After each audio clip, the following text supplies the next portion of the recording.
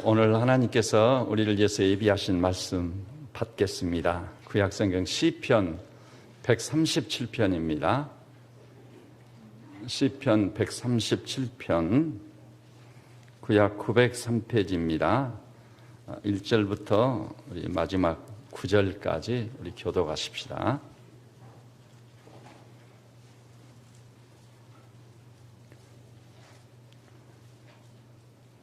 우리가 바벨론의 여러 강변 거기에 앉아서 시온을 기억하며 울었도다. 이는 우리를 사로잡은 자가 거기서 우리에게 노래를 청하며 우리를 황폐하게 한 자가 기쁨을 청하고 자기들을 위하여 시온의 노래 중 하나를 노래하라 함이로다. 예루살렘아, 내가 너를 잊을진대 내 오른손이 그의 재주를 잊을지로다.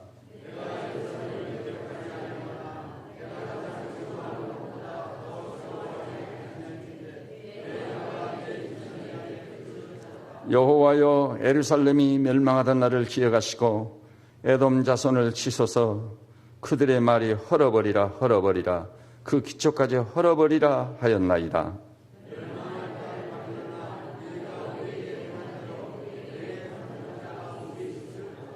내 어린 것들을 바위에 메어치는 자는 복이 있으리로다. 아멘. 이제 성가대에서 삼위 하나님을 찬양해 주시겠습니다. 그리고 시온을 기억하며 울었도다, 이런 제목으로 같이 은혜를 나누시겠습니다. 눈동자를 마주치면서 마음과 마음, 진실과 진실이 만나는 진정한 교제를 나누십시다. 사랑하고 축복합니다. 이렇게.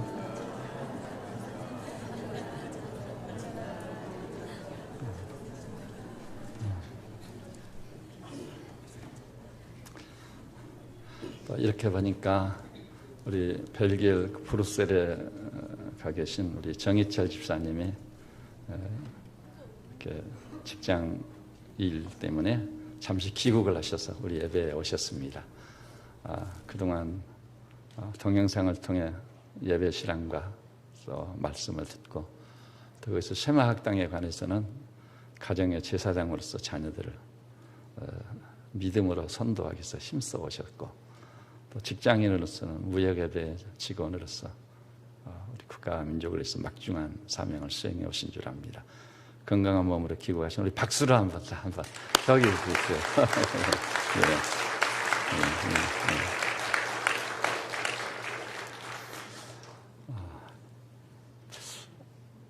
네. 6.25가 누구하고 싸운 전쟁이죠? 이것을 묻는 이유가 있습니다.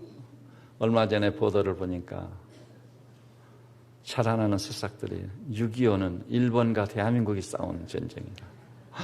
너무 황당하고, 과연 이 나라를 어떻게 할 것인가. 그 보도가 여러 해가 지나도 뇌리에서 떠나지 않네요. 그럼 6.25가 몇 년도에 일어났어요? 그런데 어제 제가 검색을 해보니까요, 실수 안 하려고 6.25 63주년이라고 돼 있더라고요. 이건 아닌데 내가 계산을 잘못했나? 그래서 여쭤보는 거예요. 올해가 몇 주년이죠? 65주년. 65주년이죠? 그런데 왜 63주년이라고 했을까? 분명히 1950년 6.25잖아요. 네. 뭔가 상당한 문제점이 있지 않은가, 그런 생각을 해봅니다. 근데, 지난주일 설교를 할까 했었는데 오늘로 이 날짜를 잡았습니다. 6.25 기념 설교입니다. 오늘 같이 본 이 본문 6.25 기념 설교를 위한 본문입니다. 이거 하나님께서 정해주신 본문이라고 저는 그렇게 생각합니다. 제가 제 멋대로 제 마음대로 하지 않거든요. 내 안에 계신 주님께 여쭤보거든요. 시편 137편 1절을 주목해서 보니 우리가 바벨론의 여러 강변 거기에 앉아서 시온을 기억하며 울었도다. 하나님이 예비하신 땅, 젖과 꿀이 흐르는 가나안 복지를 두고 어찌하여 바벨론 여러 강변으로 와 있느냐 말입니다. 아시다시피 이스라엘이 완전히 무너지고 기록에 의하면 20여만 명에 이르는 지도층이 고기를 엮듯이 엮어가지고 포로로 끌려갔어요. 지금 유브라데 강까지요. 그것을 향해 가는 도상에서 굶어 죽고 맞아 죽고 건강이 연약한 사람들은 저절로 죽고 많은 희생자가 나왔어요. 그리고 거기에 당도한 사람들은 노예나 다를 바 없이 불철주야 바벨론 대제국의 노예로서 노역에 동원되고 있었습니다. 그들은 울면서 일했습니다. 바벨론 여러 강가에서 쉴 틈이 있으면 주저앉아서 분명히 우리 하나님이 살아계시다, 부인할 수 없는 사실이었습니다. 그 하나님은 아브라함과 이삭과 야곱의 하나님이시고 출애굽의 하나님이실진데, 그리고 우리는 그 하나님께서 선택한 선민이 아니냐. 근데 어찌 우리가 젖과 꿀이 흐르는 가나안을 뒤로하고 포로로 끌려와서 이렇게 참담한 삶을 살고 있단 말인가. 눈물 짓고 있는 것입니다. 바벨론 포로가 70년 한 민족의 정체성을 완전히 잃어버립니다. 대제국 바벨론에 동화되기에 딱 맞은 시간이에요. 그들은 자기 조국 하나님의 백성 이스라엘의 이 비극을 결코 잊을 수가 없는 거예요. 그래서 137편을 읽어가노라면요, 잊을 수 없다는 의미의 용어를 4번이나 사용하고 있어요. 1절 보니까 우리가 바벨론 여러 강변 거기 앉아서 시온을 기억하며 울었도다. 히브리어로 자카를 결코 잊을 수 없는 일이. 그리고 5절 보니까 예루살렘아 내가 너를 잊을진대 내 오른손이 그의 재주를 잊을지로다. 얼마나 그리운 곳인가. 거룩한 도시, 하나님의 도시. 그 예루살렘이 원수에 의해서 완전히 무너져 버렸습니다. 그 예루살렘을 못 잊어하는, 너를 잊을진대 내 오른손이 그의 재주를 잃을지로다.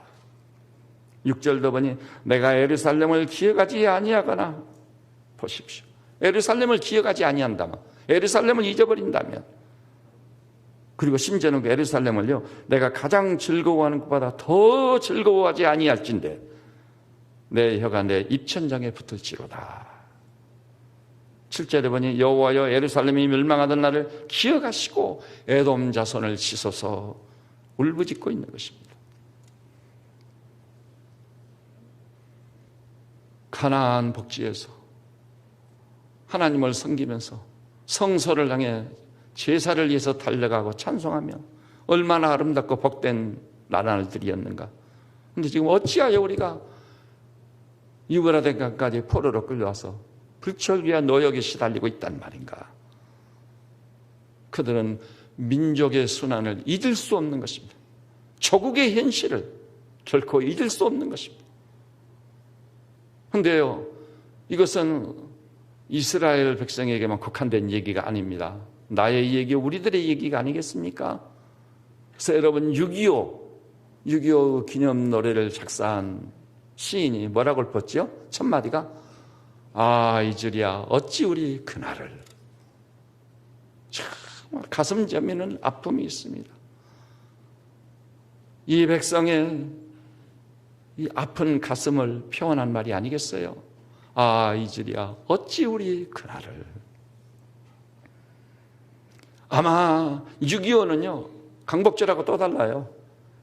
강복절은 우리의 원수여 적이라고 할 수 있는 일본으로부터 해방된 날이지 않아요. 그런데 6.25는 그것이 아니에요. 우리 동족끼리 총칼을 여는 날이란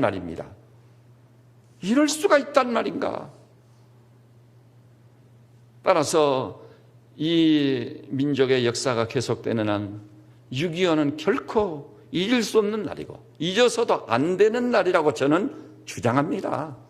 아마 제 주장에 이의를 제기할 사람은 한 사람도 없으리라고 생각합니다.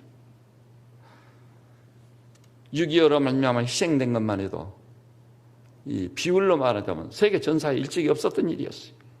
민간인이 99만 1,068명, 거의 100만 명이 학살당해 죽었어요. 군인들이 이 나라를 파수하기 위해서 98만 8,920, 거의 100만 명이 죽었습니다. 경찰관이 1,616명, 이렇게 해서 합계 약 200만 명이 죽었습니다. 여러분, 당시 인구 밀도를 볼 때 200만 명이라는 것은 세계 전사에 없는 얘기예요. 그리고요, 군인이 98만 8,920명이 죽었어요. 유엔군, 애국군대입니다. 15만 2,359명이 죽었어요. 북한 괴뢰군이요, 92만 6천 명이 죽었어요. 중공군이 약 90만 명 정도 죽었습니다. 인명피해를 생각하면 가슴이 아파서 몇 날 며칠을 통곡해도 못할 내용입니다. 거기다가요, 우리 남쪽에는 학교라든지 주요 건물들 22,437개소가 파괴됐습니다. 그러니까 남쪽에서요, 그럴싸한 건물은 모조리 파괴돼 버렸습니다. 그리고 주로 교회입니다. 주로 교회가 파괴되는데 교회가요 5,236개의 교회와 사찰이 파괴됐습니다.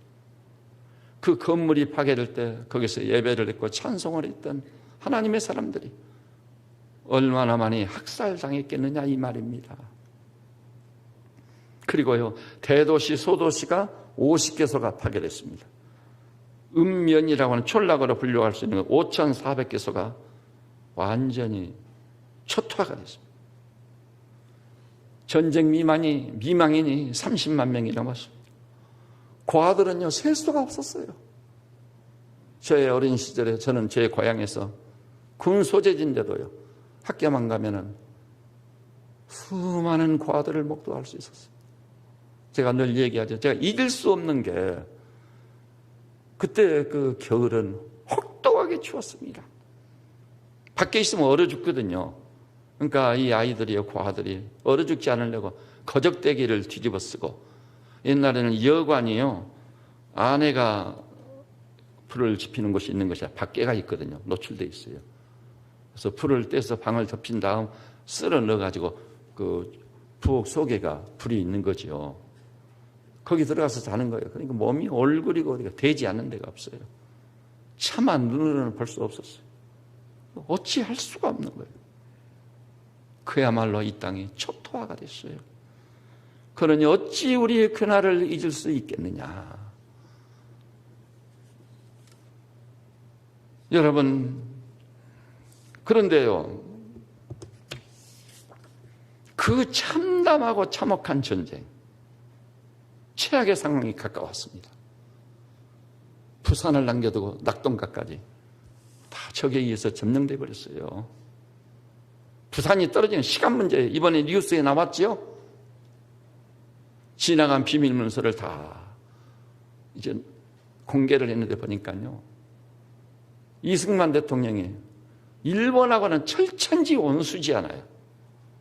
이승만 대통령이 두 가지 아주 특징적인 것이 있다면 공산주의를 반대하는 것, 그 다음에 일본 사람들과 타협이 없을 정도.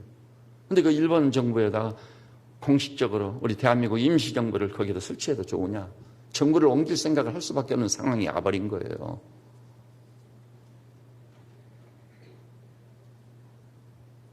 남쪽 전체가 적군에 의해서 점령당하는 완전히 시간 문제예요. 그런데 그것을 면하고 다시 일어나가지고 공산주의자들을 몰아버리고 현재의 조국을 지킬 수 있었던 결정적인 전설 같은 얘기가 하나가 있어요. 이거 거의 모르거든요. 어떤 얘기인 줄 아세요? 6.25에서 연합군 지휘관으로 세운 메가더 장군이요, 최전방을 돌아보게 됐습니다. 우리 한국군 벙커를 찾았는데 사투를 벌이고 있는 병사 하나를 만났습니다. 메가다 장군이 이렇게 물었다고 합니다. 이제 부산이 떨어지는 시간 문제다. 적에서 완전히 밀리고 있는데 어찌하여 그대는 도망가지 않고 있느냐? 그랬더니 이 병사가 대답하기를 후퇴하라는 명령은 없었습니다. 초죽음이 된 가운데 그렇게 대답하는 거예요. 그래서 메가다 장군이 감동을 먹었어요. 그리고 하는 말이 그대의 소원을 한 가지 들어주고 싶다. 뭐냐? 은근히 그 어린 나이에 벙커에서 사력을 다해 싸고 있는 것이 안쓰러워서 혹시라도 이 벙커에서 좀 벗어나게 해 주십시오. 그걸 기대했어요. 그걸 예상을 했어요. 또 그러면 실제로 옮겨주려고 후방으로. 그랬더니 이 어린 병사가 이렇게 다 대답했어요. 충분한 실탄과 총을 지원해 주십시오. 눈물겨운 장면입니다. 이것이야말로 진정한 애국자가 아니었겠습니까? 이 말을 들은 메가더 장군이요, 그 자리에서 우리는 전력을 다해서 이 나라를 지켜야 한다. 감동 먹은, 충격 먹은 거예요. 다시 말해서 대한민국이라는 나라는 지킬 만한 가치가 있는 나라다. 그 말입니다, 바로. 대한민국과는 상관없어. 이 나라 뭐 손바닥만 해가 망하거나 말거나. 그렇지만 우리는 전력을 다해서 이 나라를 지켜야 한다. 그 뒤로 뭐가 있었죠? 인천 상륙작전이 감행됐습니다. 미군만 죽은 숫자가 3만 몇천 명이 죽었어요. 미국의 젊은이들이 남의 땅에 와가지고. 저는 어제 끝까지 마지막까지 그걸 봤어요. 6.25 전쟁에 참전한 미국의 참전용사들. 그다음에 그 가장 치열한 전쟁이자 미국의 수치로 여겨지는 저 압록강에서의 싸운 게 어디죠? 어디죠? 그 이름을 잊었는데 작전 아니 거기서 중공군한 단에 포위가 됐거든. 그래서 미군이 거기서 굉장히 많이 죽었어요. 근데 거기서요 중공군 60명을 죽이고 살아남은 사람도 지금 아직 살아있더라고. 한 사람 한 사람 죽어가고 있는데 우리 한국인이요 한 박사 한 분이 그것을 전사의 길이 남기기 위해서 그 먼 거리를 차를 타고 탐방을 해가서 그들과 이렇게 대화를 나누는 것을 영상으로 찍어서 다 공개하려고 준비 중에 있더라고요. 그렇게 참담하게 희생되고 그리고 이렇게 대화를 인터뷰를 하는데요. 살아남아 있는 그 미군 병사 한 분은 그러더라고요. 6.25에 대해서는 묻지 말아달라고. 다시 생각하고 싶지도 않고 다시 대답하고 싶지도 않다고. 얼마나 깊은 상처를 받아버렸는지. 바로 그 메가더 장군이 거기서 결단을 내린 거예요. 이 나라는 지킬 만한 가치가 있는 나라구나. 그 병사의 대답 하나 듣고 그래서 인천 상륙작전이 감행된 겁니다. 여러분 그 이후에 어찌 됐습니까? 1960년에요. 대한민국이 세계에서 두 번째로 못 사는 나라예요. 그때도 고아들이 있었어요. 아주 비참했습니다. 그런데 그 이후에 한강의 기적이란 별칭으로 불리우지만 세계 경제대국 제11위 안에 드는 오늘이 있게 된 것입니다. 그리고 한 가지 상징적인 얘기인데요. 우리 대한민국에서 1년에 쓰레기 버리는 음식 쓰레기가 얼마인 줄 아세요? 제가 여러 해 전에 말씀드렸죠. 저도 이게 반신반의고 이럴 수가 있는 건데 18조예요. 18조. 생각해 봐야 됩니다. 음식이라는 게 뭡니까? 생명과 직결되는 거예요. 저 어렸을 때는요. 밥이 보리든 쌀이든 하나가 땅에 떨어져 그거 주워 먹었거든요. 그런데 어찌하여 음식 쓰레기로 18조를 버리고 있다는 말인가? 오 하나님, 이러고도 이 나라가 유지하고 있는 것은 하나님의 은혜요 기적입니다. 깊이 회개해야 돼요. 또 그것이 또 하나의 상징은요. 그만큼 이 나라가 풍요롭다는 거예요. 이런 나라를 이루는데 그 어린 병사가 기여했다니. 저는 여기 모인 우리 세비체 형제자매님들이 하나님이 틀림없이 살아계시고 성경을 보나 역사를 보나 진정한 그리스도인은 나는 애국자다고 떠들어대는 사람과 괴를 잘리하는 진정한 애국자입니다. 그 어린 병사처럼 이 시대에 참된 조국을 사랑하고 조국을 지키는 애국자들이 되시기를 주님의 이름으로 축복합니다. 근데 그것이 알고 보면 내 복이에요. 내 가정의 복이고 내 후손의 복입니다. 왠지 아세요? 조국이 없으면 내가 어디 있으면 가정의 평화가 어디 있겠습니까? 미국 가면요, 자기들이 선호했던 그 조국이 무너져버린 나라의 후손들은 미국에 가지고요 마음 들 것이 없어요. 그런데 우리 대한민국을 이 조국으로 알고 있는 사람들은요 지극히 소수, 그 우리나라에 와서 이 황당한 얘기를 퍼뜨리고 다니는 그 젊은 여성 있지 않아요? 그 신 누구죠? 신 누구 있지 않아요? 요새는 또 일본 가가지고 또 그짓하고 있더라고. 와, 저는 대한민국 검찰이라는 사람들은 뭐하고 있는 사람인지 모르겠어요. 왜 그 사람을 구속 안 해요?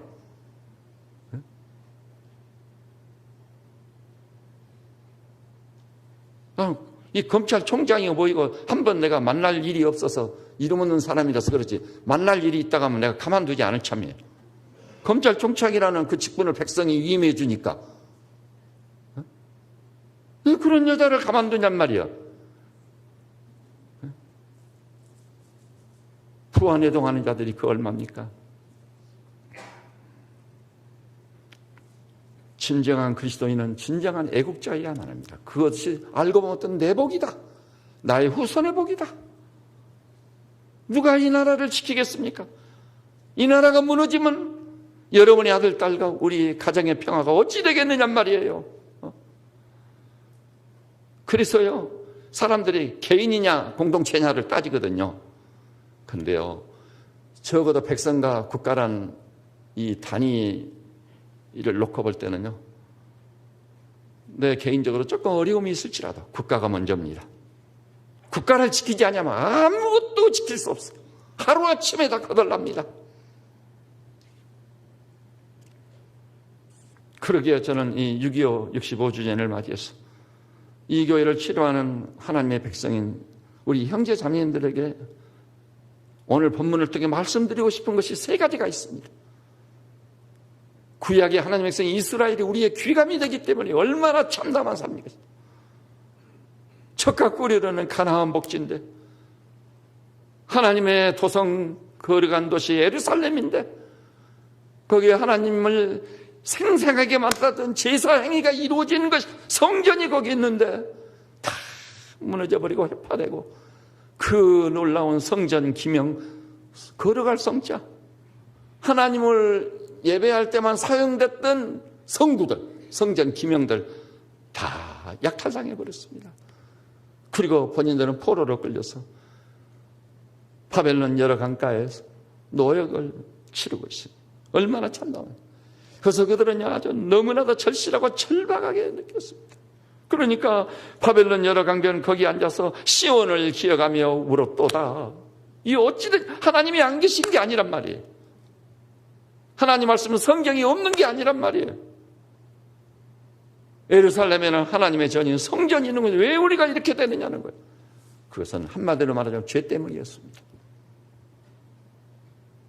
여호와의 율법을 대수롭지 않게 여겼습니다. 들으려고 하지도 않았어요. 말할 것도 지키려고 하지 않았어요. 지키는 자가 없어요. 분명히 하나님께서 말씀했거든요. 너희가 삼가 내 윤리의 법도를 지켜 행하면 내가 너희에게 복을 줄 것이다. 그 복이 어떤 복이었나요? 들어가도 복을 받고 나가도 복을 받고 떡반죽 그릇의 복을 받고 가축의 복을 받고 꾸어질 적에 꾸이지 않고 머리가 되지 꼬리가 되지 않기로 분명히 약속했고, 그러나 만일 너희가 나의 율법을 듣지도 않고 지키지도 아니하면 내가 너희를 저주하리니 이와 같이 저주할 거야. 들어가도 우리 말이 있잖아요. 뒤로 넘어져도 재수가 없으면 코가 깨진다듯이 그런 저주에 놓이게 됩니다. 하나님은 신실하시면 약속을 지키시는, 또 그 율례와 법도를 지키는 게 우리를 괴롭히기 위함일까요? 사람들이 그리 달려가요. 그래서 안 믿는 사람들은, 저한테도 그런 말 하는 사람 옛날에 있었거든요. 교회 다니면 얼마나 자유가 없고 불편하냐고. 하라 하지 말라 이 법을 지키려니. 그 사람 아주 모르는 사람이에요. 하라 하지 말라 하나님 말씀을 갈기가 꿀같이 받아가지고 지키면은 그것이 누구 복이에요? 자기 자신의 복인 거예요. 공동체의 복이고, 그것을 알아야 되는 것입니다. 그러면 이스라엘 백성이 이제 포로로 끌려가서 바벨론 여러 강변에서 퍽썩 주저앉아 울부짖으면서 그들이 하나님의 백성으로서 이스라엘을 회복하기 위해서 세 가지 중요한 사실을 기억하고 있는 거예요. 그리고 이스라엘 백성이 나아갈 길을 제시하고 있어요. 여러분 그 탈무드라는 거 다 아시죠? 탈무드가 어디서 시작됐죠? 바벨론 여러 강변에서 틈만 있으면 목숨 걸고 모여가지고 어찌하여 우리가 율법을 지키지 않았던가? 율법의 그 의미가 진정 무엇이었던가? 그것을 토론하고 디스커션을 하는 거예요. 그것을 집대성한 것이 소위 저 토란 것입니다. 엄청난 분량으로 65권인가 63권인가 되거든요. 그것이 토라입니다. 오늘 이스라엘은 하나님의 말씀을 해설한 토라 때문이라고 얘기되어지지 않아요. 그런 상황 속에서 그들이 세 가지를 얘기했어요. 첫째는 뭐죠? 우리 다시 한번 이 말씀을 한 목소리로 한번 봐볼까요? 137편 1절 시작.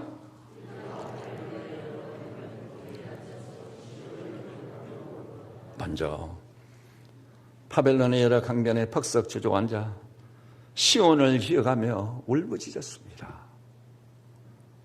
누구나 할 것도 없어요. 퍽썩 주저앉으면 눈물이 강물처럼 흐릅니다. 하나님이 계시고 그 말씀이 있고 예루살렘이 있었는데 어찌하여 우리가 여기 와서 이러고 있단 말이냐. 슬퍼하고 탄식하며 애통하고 눈물 짓습니다. 여러분 눈물이라는 것은요 가장 순수한 눈물조차 속이는 자는 그 사람은 소망 없는 자입니다. 눈물로 사람을 속이면 안 되는 거예요. 눈물은 진실의 표상인 거예요. 그들의 눈물은 어떤 눈물이었을까요? 가슴을 치며 통이하고 잡아가는 회개의 눈물이었습니다. 진정한 회개 없이는요 역사의 회복은 불가능한 겁니다. 우리 대한민국도 예외가 아닙니다. 우리가 지나간 날을 돌아보십시오. 일제 지하에서 36년 동안 신음소리를 받았습니다. 강복이라고 하는 우국지사들이 다 우리 청년들 손에 다 죽고 갔어요. 그리고요 6.25로 초토화가 돼버렸습니다. 여러분이 잘 아시죠? 그 이후의 역사들 4.19, 5.16 그리고 물론 강복 직후에 있었던 소위 공산주의자들이 남한까지 적화시키려고 했던 대구폭동이란 철도파업 온갖 폭력적인 사건 사고로 점철됐습니다. 칼기 폭파 사건, 아웅산 폭발 사건 121로 김신조 일당이 청와대를 습격해가지고 대통령을 죽이려고 저 판문점 도끼만행 사건 그리고요 그들을 찾아가서 그들은 약속 한 번도 지킨 일이 없어서 쌍방에 오고 가기로 했는데 우리 대통령님이 두 분이나 갔는데 자기들은 약속도 지키지 않았어. 이런 나라가 세상에 어디 있어요.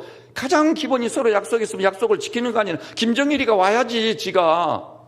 그런데 이게 어찌된 일이에요. 대통령님이 두 분이나 가가지고 그들을 같이 끌어안아주고 했는데 돈을 얼마 갖다 줬어요. 공식적인 돈이 4조라고. 저는요 이 강단에서 함부로 얘기했다가는 우리 교회가 과거에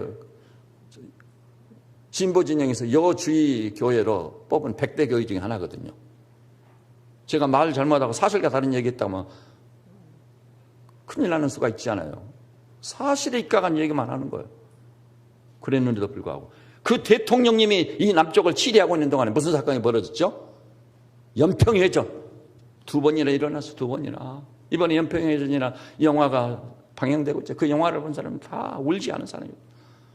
우리 태안의 아들들이 이렇게 죽었구나. 아들을 잃은 그 부모들 그리고 그 더욱이요 그때 우리 아들 딸들이 죽었는데 장례식장에요 아무도 오지 않았어. 대통령은 어디 갔었느냔 말이에요. 월드컵 경기가 그렇게 중요하단 말이에요. 조국을 지키기 위해서 바다에서 애롭게 고군분투하다가 죽었는데 대통령이 어디를 가느냔 말이에요.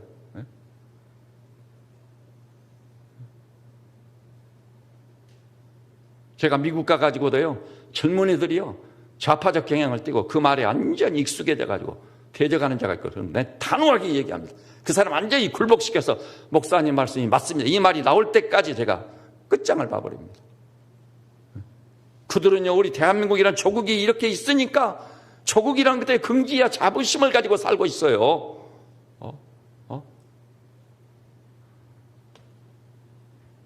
그러니 우리가 지나간 일을 잊을 수가 있겠습니까? 도발을 하기를 한두 번이 아니야. 그것도 크고 적은 도발들. 이제는 서울을 불바다로 만들어 핵을 만들어가지고, 핵은 어디를 겨냥해서 만들었겠죠? 철없는 사람들은 미국이라고 해요. 미국까지 가지도 못해요. 중간에 다 떨어져요. 남한을 겨냥하고 있어. 그러니까 그거 가지고 서울을 불바다로 만들겠다는 거 아니겠어요? 정신 좀 차려야 됩니다. 두말할 것도 없어요. 북한에 우리 사랑하는 우리 동포들 300만 명을 굶겨 죽인 사람 아니에요.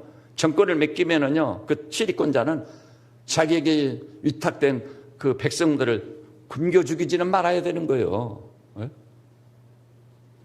그리고 그 국토를 방어하고 방해해야 거의 대통령이고, 거의 책임자인 거예요. 근데 300만 명을 굶겨 죽인 저 흑암의 세력들을, 근데 300만 명을 굶겨 죽인 것에 대해서 왜 침묵 들으려고 하는지 저는 이해가 안 가버려요. 여도 국회의원들이 얼마나, 야도 국회의원들을 조국을 사랑한다면 답은 딱 나와 있어. 소수의 무리를 위해서 300만 명을 굶겨 죽인 이 지구촌에서 그런 흑암의 세력들이 어디 있느냐는 말이에요. 더욱이 기독교는요, 공산주의자와 공존이 불가능합니다. 그래서 안티기독교 대부분은요, 좌파적 성향을 띠고 있는 사람들이에요. 기독교하고는 공존이 불가능한 거예요. 사상이 다르고 신앙이 다르고 신념이 완전히 다르거든요. 그런 남북 사이에 있었던 온갖 문제들을 생각할 때 그 사건을 돌아보면서 우리도 이스라엘 백성처럼 한강가에 앉아서 우리 조국을 생각하며 눈물 짓는 백성이 되어야 되겠다. 북한은 공산주의라는 거. 기독교와 공산주의는 유명한 20세기 최대의 역사가 아놀드 제이 턴비 교수가 말했어요. 공산주의는요, 기독교를 굴복시키지 않고는 공산화시키기 불가능합니다. 사상적으로 그렇게 돼 있어요. 그런데 그 공산주의가 38선을 중심으로 해서 남북이 대치를 하고 있는 이 상황에서 남쪽에 있는 백성 어때야 돼요? 북한 공산주의들의 이 민족적인 죄악도 나의 죄로 뒤집어쓰고 회개해야 돼요. 우리 동족이 그랬으니까. 6.25 그 전쟁을 통해 그 상흔이, 역사가 계속되는 지어질 수 없는 상흔이 있는데 그 죄가 하늘이 닿은 줄 압니다. 그 민족의 죄를 내 죄로 뒤집어쓰고 회개해야 돼요. 남쪽의 죄는 무엇입니까? 이 부정과 비리와 부패. 300년 묵은 고목나무도요, 썩으면 넘어져 버려요. 내가 여기 있어도 왔어요, 우리 교회. 느티나무가 그렇게 멋지게 자랐는데 바람이 휙 부는 날 새벽, 그때 한 15분 정도 엄청난 바람이 지나갔거든요. 근데 새벽 기도 끝나고 나와서 나무가 딱 부러져 버렸어요. 왜 부러졌겠죠? 부러진 그 자리가 썩었기 때문에. 따라서 합시다. 썩은 나무는 부러진다. 개인도, 집단도, 공동체도, 나라도 예외가 아니라 썩은 나무는 부러지게 돼 있는 거예요. 이 남쪽의 죄와 악이 하늘이 나왔어요. 해군 하나를 예로 들자면, 여기 해군 출신들 계시다면 오해하지는 마세요. 다 그렇다는 거예요. 참모총장이 몇 명이 구속돼 버리고, 우와, 이게 아무 효험도 없고 기능도 하지 못하는 그런 거 무기 갖다 장착해가지고 대한민국의 법은 어디로 갔단 말이에요. 주여, 이 나라 이 백성의 죄를 어찌하고 그럴까? 가슴을 치며 통회하고 자복해야 돼요. 이 땅에요, 문화의 부패와 타락으로 이 성적인 죄와 악이 얼마나 관영했는데, 소돔과 고모라 성은 이미 저리 가야. 소돔과 고모라 성 정도가 아니야 지금. 성범죄를 저지른 사람을 탓하고 있을 시기입니까 지금? 여러분이나 저도 그런 죄를 기회만 되면 지을 수 있는 가능성을 다 가지고 살고 있는 줄 압니다, 지금. 제가 하늘에 나왔어요. 사람들이 얼마나 악하고 또 악하고, 제가 여기다 교회 세우면서 인간이 얼마나 부패하고 타락한 존재인가를 수없이 경험했어요. 교회의 은혜와 혜택을 입고도 저 교회를 공격하는 거예요. 그래서 최근에 제가 이런 생각을 하게 됐어요. 이제는 공의를 한번 시행해야 되겠다. 공의 시행이란 뭐죠? 법에다 호소해서 정정당당하게 이 사람들이 벌을 줘야 되겠다. 교회 땅을 찾을 것 찾고 가만뒀더니 오히려 교회를 공격하고 이럴 수가 있어요. 제가 어느 정도 선까지 양보하고 이해하고 수용할 준비가 다 돼 있거든요. 교회니까. 하나님 때문에, 주 예수 그리스도 우리 주님 때문에. 근데 공의를 시행하지 않으면 안 되겠다는 데까지. 더욱이 그 상대가 그리스도인들이 교회를 상대로 그런단다면, 그죠? 하나님을 믿는다는 사람들이 그럴 수가, 교회가 혹시 조금 잘못했다 할지라도 그럴 수는 없는 거예요. 근데 자기들이 100번 잘못한 걸 그들도 알고 있거든요. 알고 있어. 알고 있는데도 불구하고 교회를 상대로. 와, 이해가 안 가버린 거예요. 그래서 나는 이렇게 결론을 해서 그 사람들은 하나님을 안 믿는 사람들이구나. 그들에게는 복음이 없구나. 회심이 뭐고 회개가 뭔지 죄가 뭔지를 모르는, 그리스도의 십자가를 모르니까 그러구나. 그렇게 결론 지을 수밖에 없더라고요.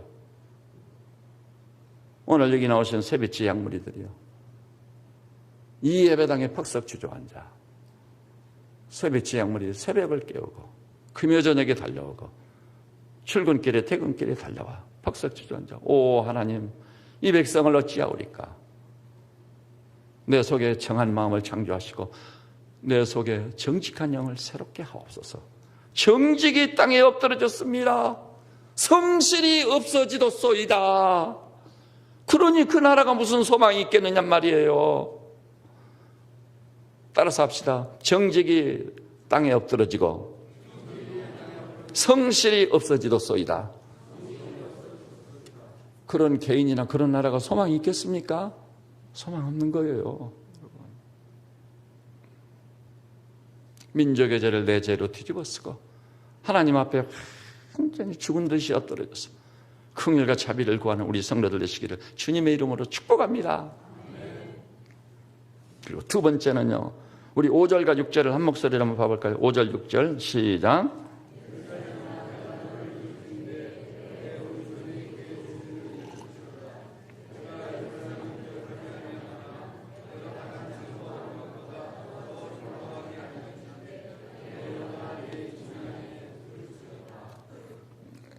하나님의 백성 이스라엘은 사실상 끝났습니다. 다 무너져 버렸고 지배계층은 20만 명이나 바벨론으로 포로로 끌려갔으니까 사실상 끝난 거예요. 회복할 수가 없는 거예요. 그럼에도 불구하고 예루살렘아 내가 너를 잊을진대 잊지 않겠다는, 내가 예루살렘을 기억하지 아니하거나. 예루살렘은 어느 정도 수준에서 기억한다고요? 내가 가장 즐거워하는 것보다 더 즐거워하지 아니할진대. 조국의 우선순위예요. 국가의 우선순위예요. 민족 공동체의 우선순위예요. 나라가서 그 다음에 싸울 것이 있으면 싸워야 돼. 나라야 무너지든 말든, 나라야 망하든 말든, 자기가 이기려고, 자기가 정권을 잡으려고 싸움 박지 마라. 여러분, 저는 이렇게 생각합니다. 심지어는요, 부정 비리 부패는 무서운 지약으로 반드시 수술받아야 돼요. 회개해야 됩니다. 그럼에도 불구하고 부정과 비리 부패를 남쪽 사람들이 저지르지 않아요? 그럼 이렇든 저렇든 그 돈은 누가 먹고 사는 거죠? 남쪽에 살고 있는 우리들이 먹고 사는 거예요. 어떻든. 근데요, 공산주의는 그게 아닌 거예요. 단순한 부정 비리 부패의 차원이 아니에요. 공산주의는요, 대한민국의 정체성을 부인하는 거예요. 공산주의라는 것은요, 우리 조국의 현실을 완전히 적화시켜가지고, 그 사람들은요, 공산화 되기 전까지는 끝나지 않습니다. 여러분, 그 명심하세요. 제가 학생운동 했지 않아요?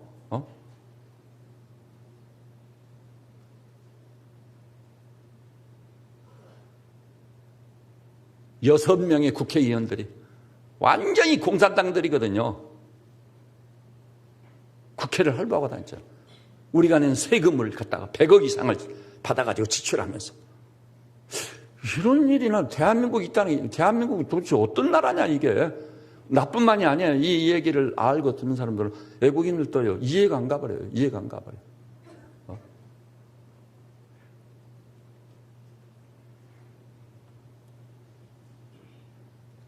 우리는 이 본문을 통해서 접하듯 하나님의 백성 이스라엘처럼 새롭게 우리 조국과 우리 민족에 대해서 민족적이고 전 국가적인 차원에서 골기가 일어나는 골기.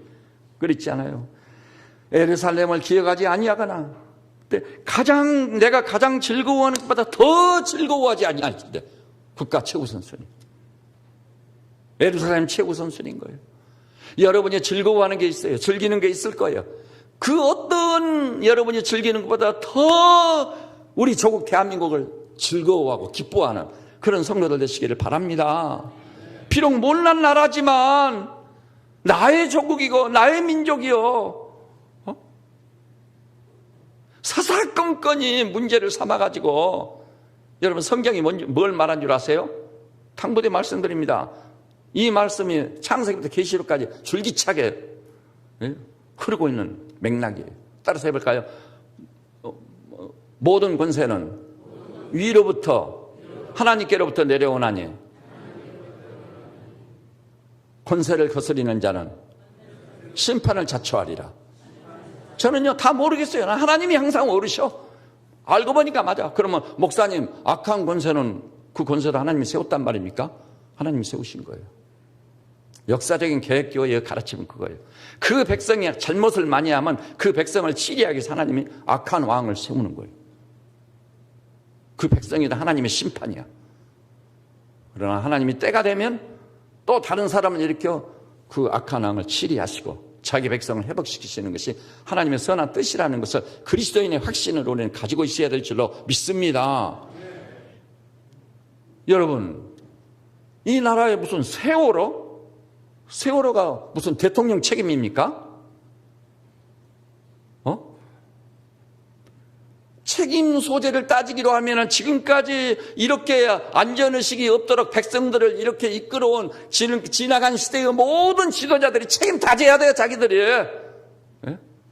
국고에서 그냥 자기들 멋대로 돈 빼다 쓰고 돈 받고 이 세월호 그런 거 다 허용해주고 이렇게 배를 다 이렇게 구조를 바꾸도록 다 해줘.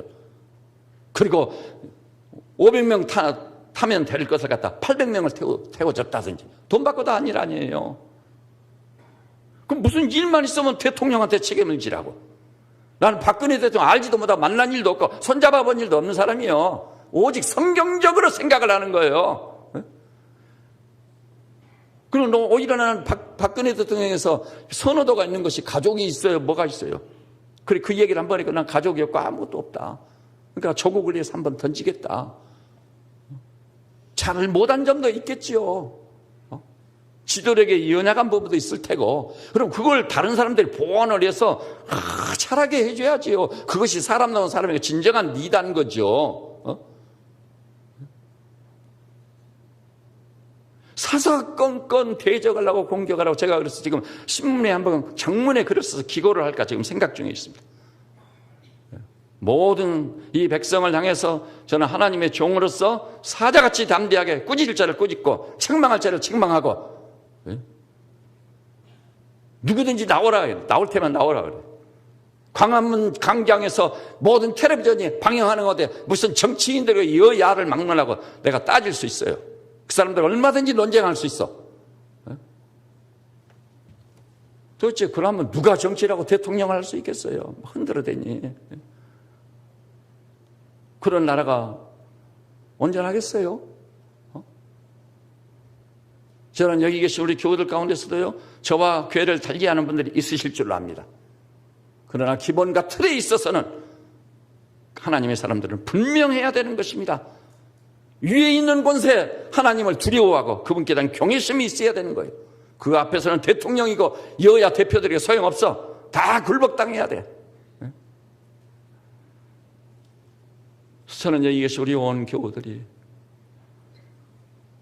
이런 의미에서 우리 국가 차원에서 우리 민족적 차원에서 정말 민족의 죄를 내 죄로 뒤집어 쓰고 민족이 영적으로 크게 각성하도록 한번 읽어볼까요? 여러분 그 주보 그 강건한 옆면을 한번 봐보시기를 바랍니다. 국군은 죽어서 말한다. 한번 띄워주시기를 바랍니다. 영사실이요.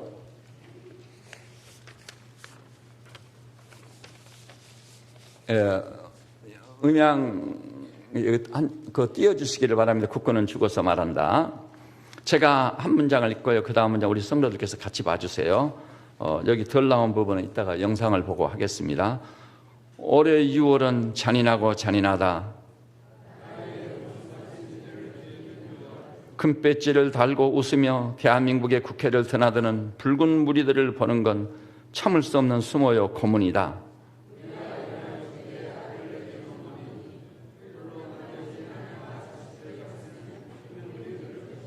국립묘지에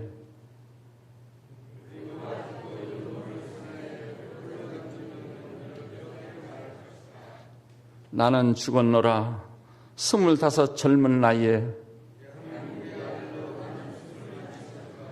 내게는 어머니, 아버지, 귀여운 동생들도 있었노라. 내 청춘은 봉오리지어 가까운 내 사람들과 함께 나는 그래서 더 용감히 싸우노라. 그러다가 죽었노라. 고생하는 내 나라의 동포를 만나거든 부디 일러다오. 조국이여 동포여 내 사랑하는 소녀여 나는 그대들의 행복을 위해 간다.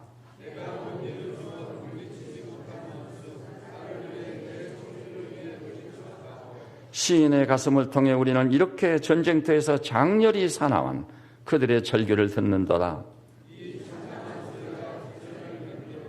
어찌 우리가 이리도 천치 같은 우리 자신을 용서하리.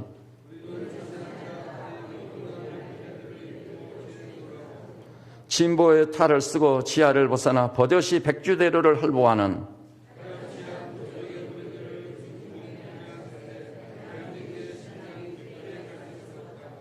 그러나 당신들이 물리치기를 원했던 원수들을 당장은 내칠 수 없어 무능력하다고. 여기 나옵니다. 이제 읽어주세요.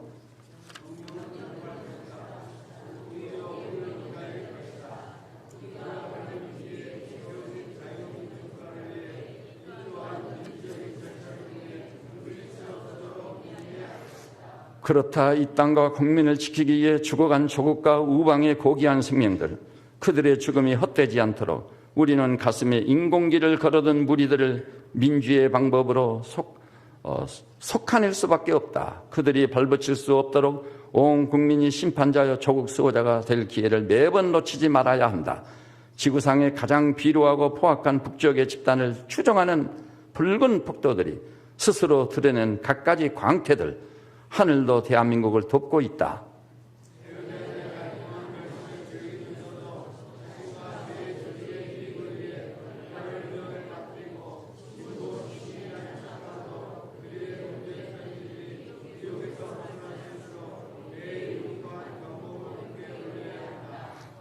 부끄럼 없는 언론의 역할이 그 어느 때보다 중요하다. 폭도들의 천인공노할 언행을 칼보다 강한 언론의 힘으로 하루도 빠짐없이 낱낱이 파헤쳐 사법부와 국민들이 제대로 심판하게 해야 한다. 그렇습니다, 여러분. 저는 여러분이 제 입장을 알 거예요. 세상적으로 표현하면 저는 진보 대열입니다. 그러나요, 진보 지식인내 해가지고 국회 6명의 완전 공산주의자들을 국회를 할보하더라고요.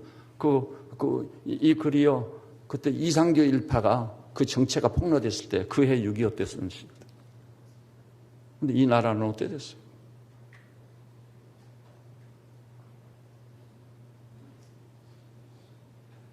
저는 여기 계신 우리 세비치 양머리들께서 조국이 없으면 가정도 나도 없다는 것을 명심하시고 눈물로 기도하면서 진정한 의미에서 자유민주주의 정체성을 지키는 조국을 회복할 수 있도록 여러분이 있는 곳에서 정확히 진실하게 성실하게 그 역할과 기능을 다하는 우리 성도들 되시기를 주님의 이름으로 축복합니다. 예. 오늘 시간 관계상이요, 여기까지만 설교를 하려고 합니다. 그리고 혹시 제가 한 설교에 대해서 이의가 있거나 견해를 달리해서 이런 부분에서 목사님하고 대화를 하고 싶습니다, 이런 분이 있다면 지체 없이 찾아오십시오. 또 찾아오실 때요, 저 진보 지식인들 데리고 와도 좋습니다. 조국이라든지 누구죠? 동양대학에 있는 교수들 다 데리고 오세요. 그 이상규 일파를 국회의원이 돼서 국회를 활보하게 했던 야당 인사들 데리고 오세요. 혼자 오지 마시고 데리고 오세요. 내가 그 사람들 찾아가서 따지느니 그 사람들이 제 발로 걸어서 나를 찾아오기를 바라고 있습니다. 이 조국이 수없이 많은 핏값을 지불하고 세워진 조국입니다. 이 대한민국의 정체성을 확실히 지켜서 통일을 안수하고 주님이 오실 재림의 날을 대비해가지고 5대양 대주를 선교적 비전을 실현해서 복음화시키는데 쓰임받는 우리 성도들 다 되시기를 주님의 이름으로 축복합니다. 기도하십시다. 하나님 아버지, 6.25 기념주의를 지키려다 보니 너무 가슴이 아프고 저려옵니다. 가족을 잃은 사람들, 아들, 딸들을 산천에 묻어두고 눈물이 마를 날이 없는 우리 이웃들, 형제자매들 참으로 기억합니다.